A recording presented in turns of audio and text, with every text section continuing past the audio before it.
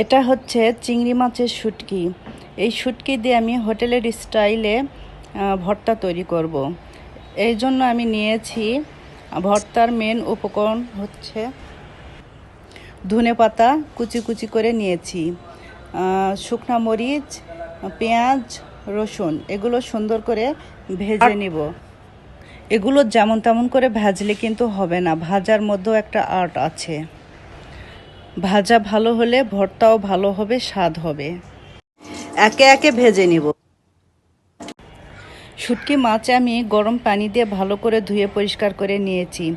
আর এটা সবগুলো উপকরণ ভাজার পর বাটার সময় কাঁচা সরিষার তেল দিয়ে বাটতে হবে, কারণ তখন একটু শুকনা শুকনা হয়। কাঁচা সরিষার তেল দিয়ে নরম করে বাটতে হবে।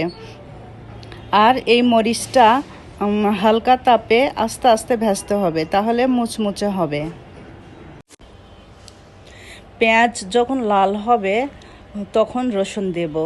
আগে রসুন দিব না, কারণ পেঁয়াজের সাথে যদি রসুন ভেজে নিই তাহলে রসুন পেঁয়াজের মতো বেশি কড়া হয়ে যাবে, তখন পেঁয়াজ রসুন তিতা লাগবে। ওই যে বললাম, ভাজার মধ্যেও একটা আর্ট আছে।